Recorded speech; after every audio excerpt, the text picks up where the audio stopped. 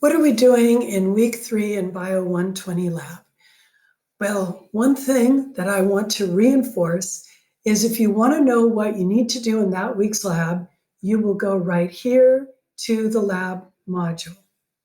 That's not helpful. You will go right here to the lab modules.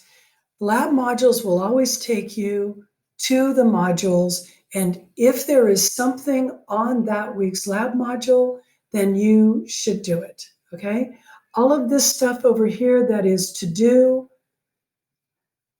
I am not in charge of that. I can't even turn it off. Please don't guide your course schedule and your demands by what's over there. It is not complete. So we'll go to lab modules. And lab modules this week are going to take us to week 3, the physical aspects of life.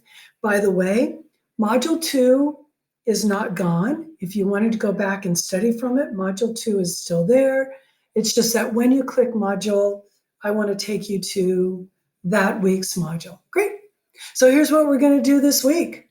This week we're doing the physical aspects of life, and everything here is due by September 4th. You will be taking a quiz this week about the work you did last week. Remember, there are like 5 questions on the organelles inside of cells and 7 questions about mitosis for this week. And this quiz will open up on Wednesday night at midnight and be available until Friday night at midnight. You may take it any time in there. Then we've got everything you need to do this week. I would suggest you start out with printing out this physical aspects of life question and data sheet and use it as you work through the lab, because in order to prove to Bio120 that you have completed this week's lab, you need to do this lab activity, and you'd like to maximize those points. The lab activity, when you get there, there's no time limit on it. It's not a quiz. So you can use any resources that you want. You can go back into the lectures. You can go back into watching the demonstrations. There's no time limit, and you get to go through the lab activity twice to maximize your points.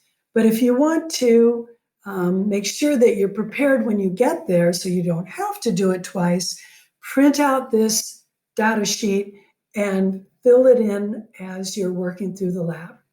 This will tell you what our objectives are for this week, and we have got 3 different lectures on what is called diffusion and osmosis.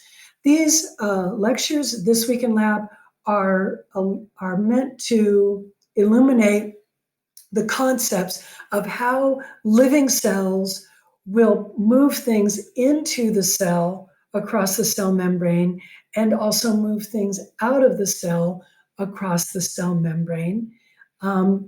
This particular lab doesn't talk about the more advanced concept like membrane transport, but focus more on the basic physical concepts of diffusion and osmosis. So that's what we're beginning talking about. I've got 3 different lectures. You know, they're usually around 12 to 15 minutes. There is a short video by Amoeba Sisters. And then what? Then you will be looking at lab demonstrations. There are, I think 3 different lab demonstrations about diffusion and 2 about osmosis. And these are things that we normally would have asked you to do in real life yourselves in the lab.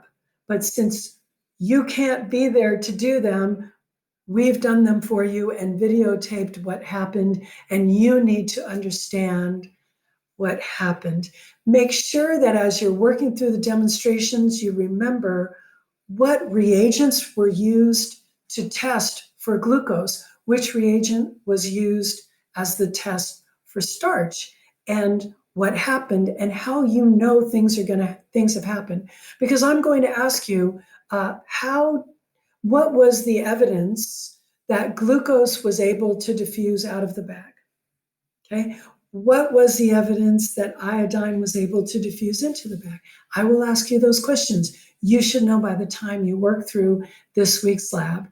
And then you will be taking a quiz on this week's lab next week. That's it.